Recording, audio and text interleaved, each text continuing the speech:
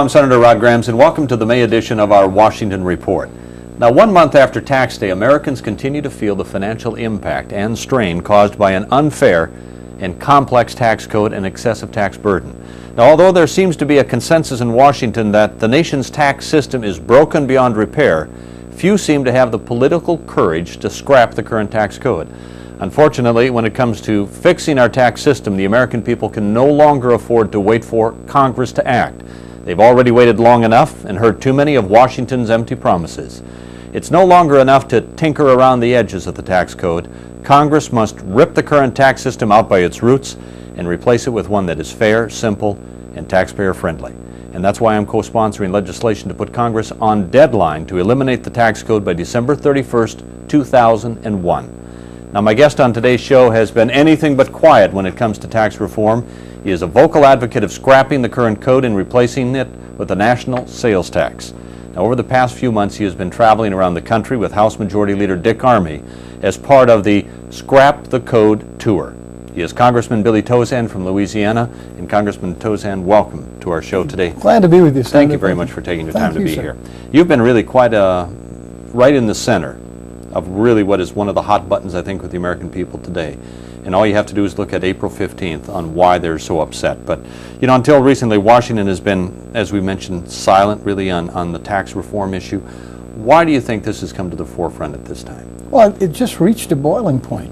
I mean, citizens in America are now taxed, I think, about 38%, not counting the cost of all the compliance, which is another $300 billion, or about another 8% per $100 that we send in as taxes.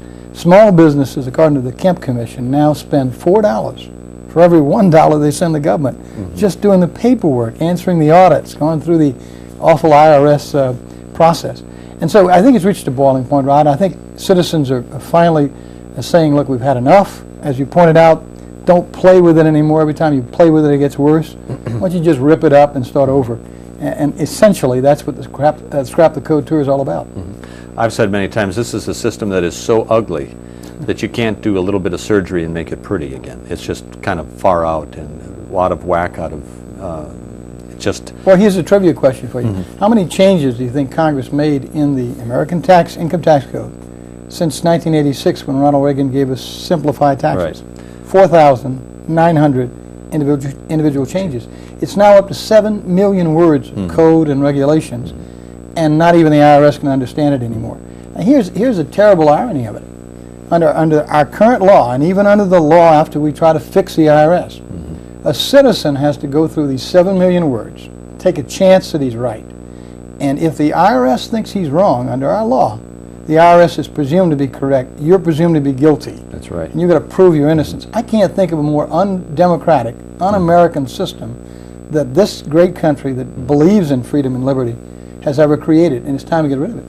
Now, I can understand why the public is upset, because they have been the victim of this agency, really, that is the most powerful, I think, in the federal government, has twice as many investigators as the FBI and CIA combined, has more power given it to it by this government, so really Congress wants it to collect as much money as it can so it can spend it, basically.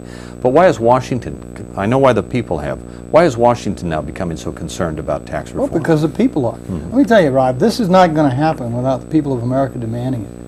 You think about it, why such a large code with so many provisions? Why? Because it's Washington's way of meticulously telling you how to live your life, how to earn, spend, save, invest, give to your kids or not, even in death, how to provide inheritance to your family.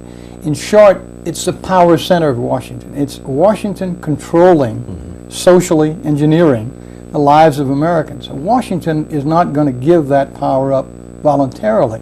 It's only going to happen when American citizens rise up across the country and demand it. And hence the Code Tour, hence what we call for across America, the Great Tea Party, a rallying cry for Americans to become new sons and daughters of liberty and tell Washington, give us back power over our own lives, get rid of this code. Social engineering. Like you said, the government is trying to dictate how you live your life. Of course. By how they take the money or dictate how the money is spent. Of course. And why do you think so many lobbyists live in this hill? It's primarily to engineer that tax code, to get a favored break for some client or for some group. Washington literally picks the winners and losers in our society. That's right. Rewards you, punishes you. This year, you might be a winner. Next year, a big loser. It's a game, and it's a political shell game that a free people ought not put up with. How do we get out of it? You get rid of the current income tax code and its system, and you replace it with something, as you pointed out, decent, fair, and honest, that is taxpayer friendly again. Now, we really got kind of three camps: those that want to see the code change but kind of lack the courage, and I'm talking about members of Congress. Yeah. Then you have those like yourself who are out advocating this change, and then you're going to have those that support the current tax code the way it is.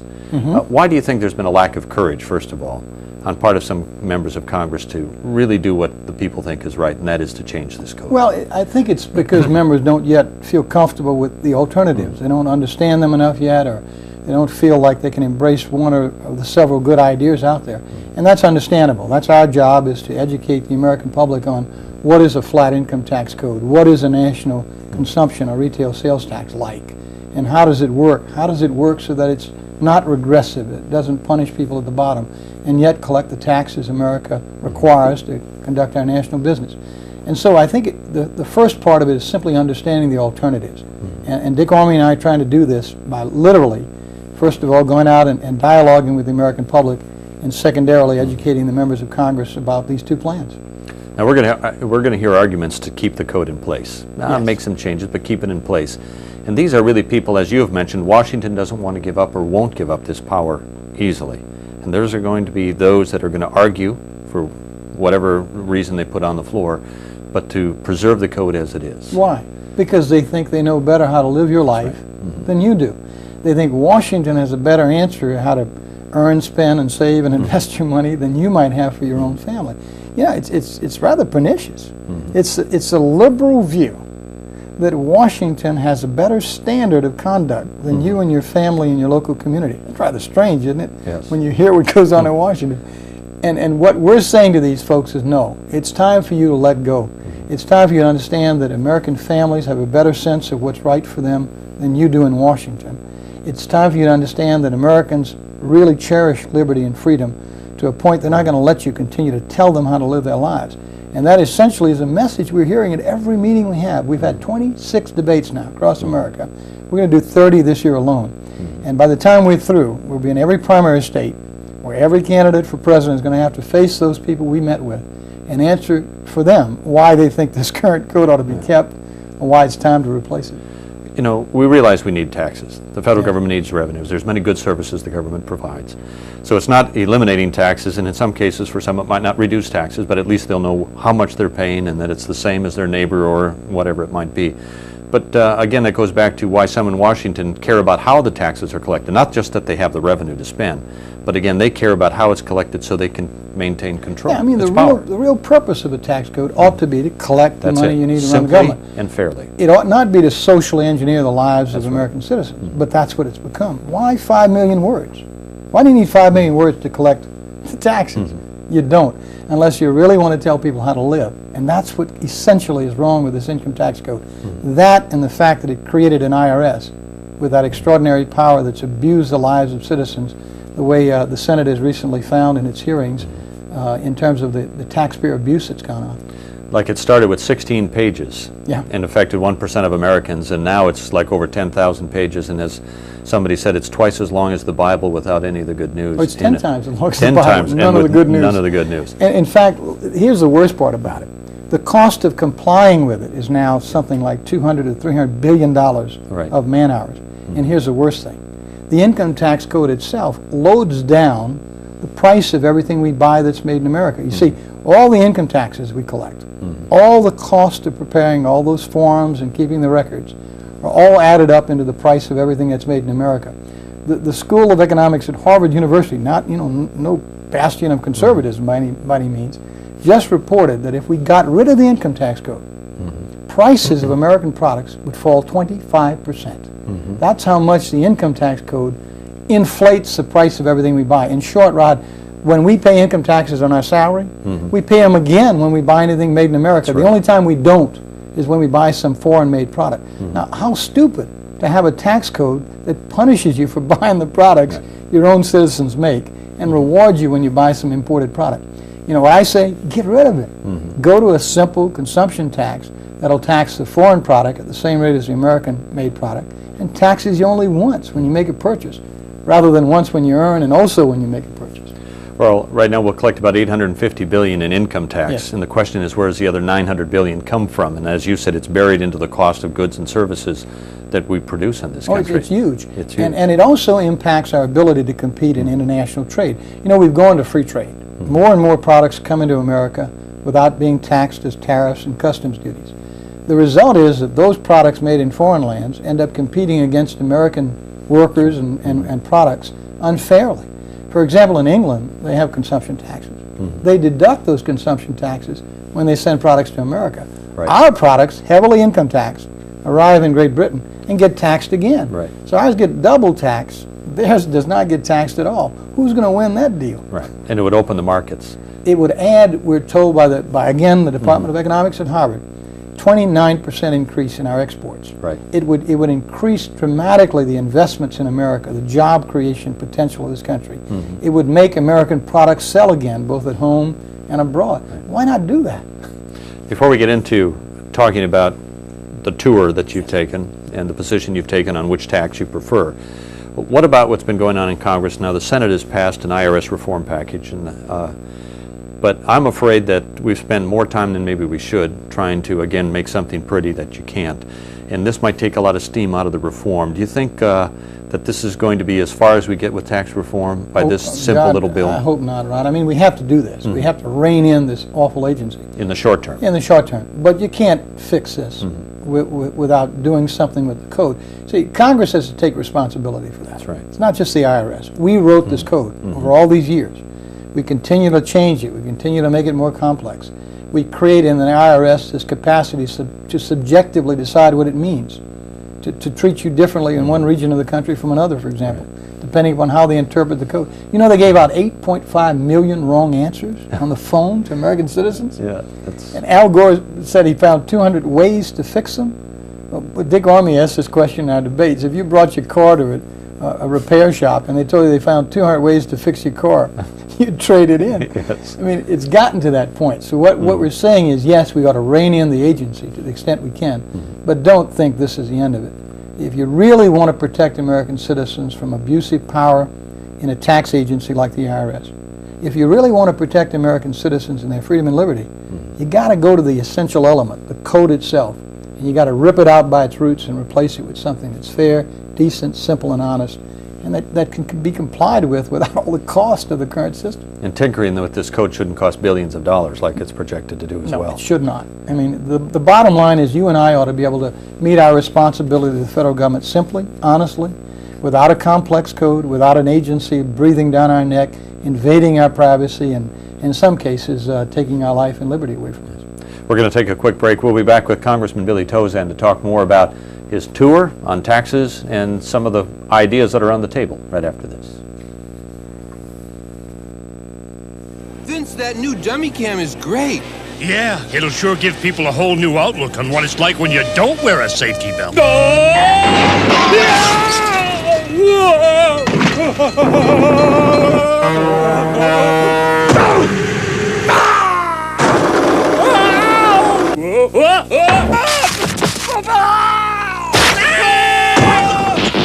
I think they'll get the picture.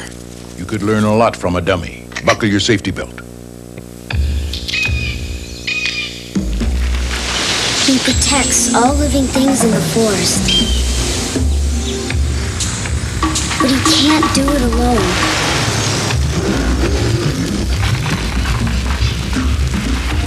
Please don't play with matches. Put out your campfires. And never, ever forget the words of Smokey Bear. Only you can prevent forest fires.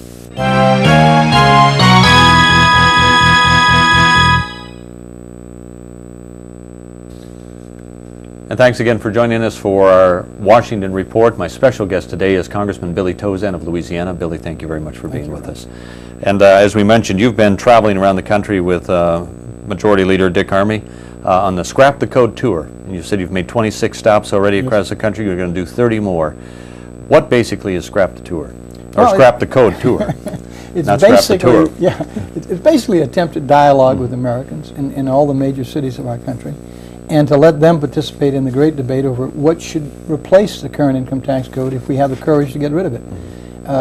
when we launched this code tour out of the Statuary Hall here in Washington, D.C., the speaker reminded us that, the old model was a Hillary Clinton healthcare model. A bunch of policy wonks meeting in Washington, D.C. behind closed doors. We don't even know who was behind those doors, writing a healthcare plan for America that America didn't buy.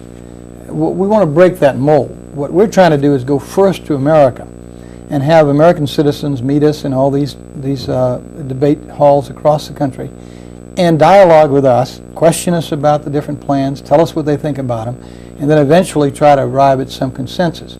When it's all done, Dick Armey and I are going to be together. Hopefully you'll be together. We'll all be together around a single plan that all Americans can hopefully rally around. But in the meantime, we want Americans to have some say in it. It's going to be their code after all. It's going to be their system that they and their families have to live with. We want them to be invested in the change and therefore participate in this great dialogue. What's been the public reaction? It's been enormous. In Atlanta, we turned back several thousand who couldn't get in the room. We had over 4,000 people there.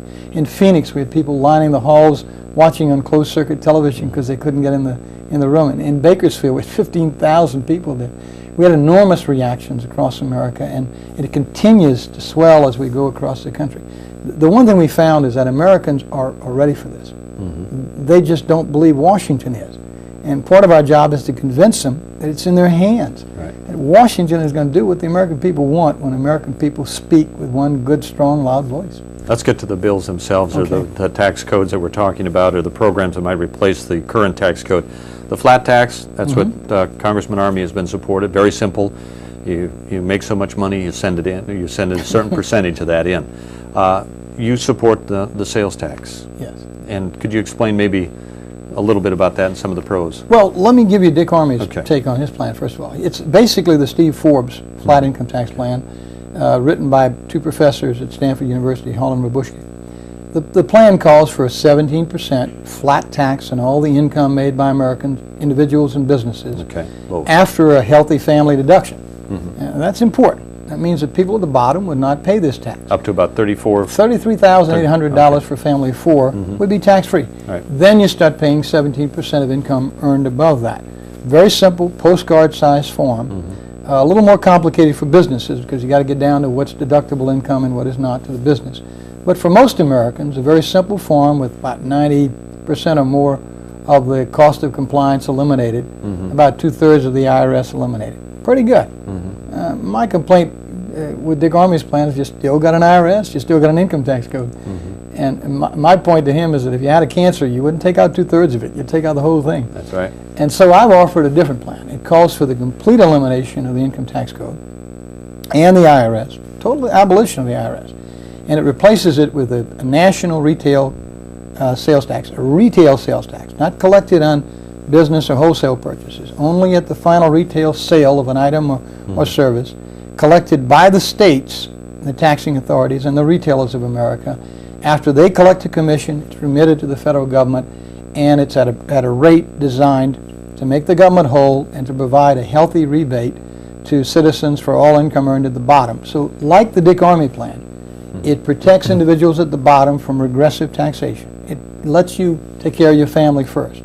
And we do that by repealing the FICA tax on the first part of the income up to poverty for every family, every earner, so that there's no effect of the sales tax on any income earned under poverty. And then thereafter we collect the 15% sales tax with the state and the retailers working with the federal government. The money is collected, rebated to the federal system, and 2% of the 15% goes back into the Social Security Fund to make up for that rebate to those under poverty. Pretty simple system. And the idea is to get rid of the notion of double taxation on income, to have one single tax when you make a purchase, and to have that tax apply to the foreign imported product just as it does to the domestic product, so that no longer would we be punished for buying American products. The argument is you're going to put a tax on top of the price of goods or services for the low income. But here's the beauty of it. Take the Harvard Economic Study. Take the fact that Taxpayer Union tells us about 30 cents on a loaf of bread is federal income tax. When you get rid of that, you lower the price of goods and services at the bottom by as much as 25%, according to the Harvard Economic Study. Take that loaf of bread, take that 30 cents off of it. Now you have $1 loaf of bread, if you can get one at that price, now costing 70 cents. Add a 15% tax, it's up to 81. 81 is cheaper than $1 every day. So you come out ahead when you get rid of the income tax effect on the cost of all the products we buy to feed our family and clothe our family and take care of our family. In short, what I'm saying, Rod, is if you get rid of the income taxes on American workers and products, you actually save everyone in the country when it comes to buying essentials for their family. Secondly, we give those families a 15% rebate on the FICA taxes for all income earned at the bottom. For a family of 4, that would be about $2,400 on poverty income. That comes to you in your paycheck. So you have a big fat paycheck now. No withholdings, no taxes withheld, no payroll or FICA taxes taken off for the first part of your income up to poverty. Now you have a lot more money to go spend into a marketplace where products cost 25% cheaper. I think you're much better off in that world. Right. Most people who look at it conclude the same thing. So if you're working for $10 an hour, you work 40 hours, you're going to get a check of $400. That's right. Not $257 after the government gets done taking Plus, the money. you'll get 7.5% addition because you're going to get the FICA taxes that your employer was sending to the federal government on the first part of your income up to poverty. So you actually get a bonus in our plan. So what we've done essentially is to take a sales tax concept and take out the regressivity so that now the tax applies really to income earned above poverty. On what? On purchases that are going to be cheaper because we got rid of this underlying income tax cost. So we're only getting about half the story. I mean, that's going to be a good argument to use, but I think once Americans see this, that these goods are going to be less. Like I heard 45% of the cost of an automobile, 54% of a gallon of gas is tax. Yes. So if you go to the pump and instead of $1 you pay 46 cents and then they add the tax on, but I mean at least the goods and services are cheaper. Well, not only that, but think about what's happening in terms of international trade. We have a $120 billion trade deficit, scheduled to get worse with the Asian crisis. For every billion, Ron, we lose 19,000 American jobs.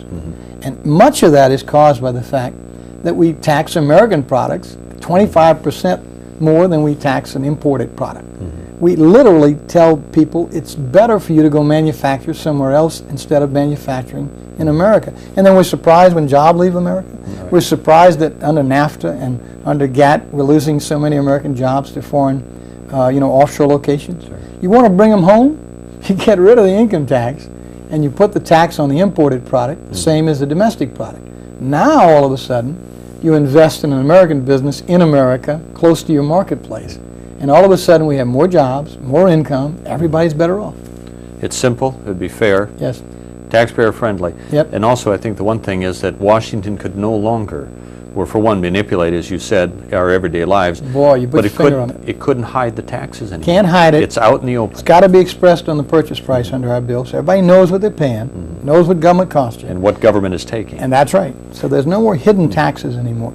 And the beauty of it is you get first crack at your paycheck. You decide how much you want to save and invest and therefore earn tax-free income on, or how much you want to spend and pay taxes on. You see, we repeal income taxes on income, on savings, on investments, on capital gains. We repealed all gift taxes, all inheritance taxes, so that you're encouraged now to save, invest, to give to charities, to give to your kids, either in life or in death, without the government taking a big chunk. The only time you pay taxes is when you decide to make a purchase with dollars earned above the poverty line.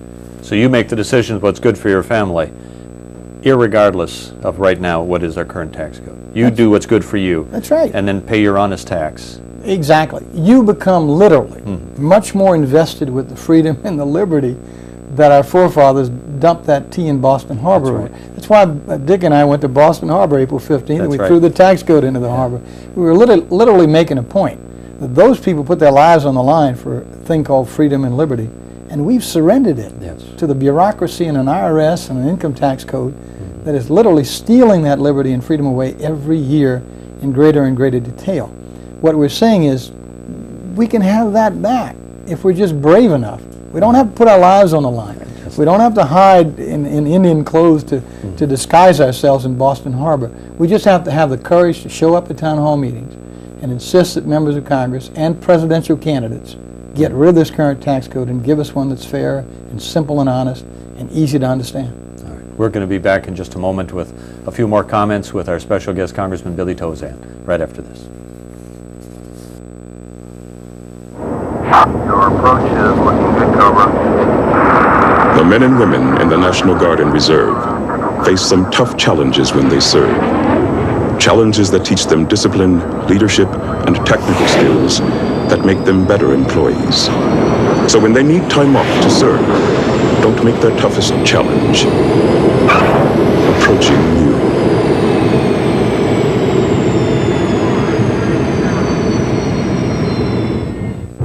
My hero?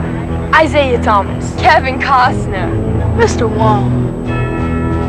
These are teachers, but to the kids they've reached, they're heroes. My hero? Mrs. Wooten. If I don't get through to that child, who knows, maybe no one else will. Teachers have the power to wake up young minds, to be heroes, to make a difference. Reach for that power. Teach. Find out how by calling 1-800-45-TEACH. Be a teacher. Be a hero.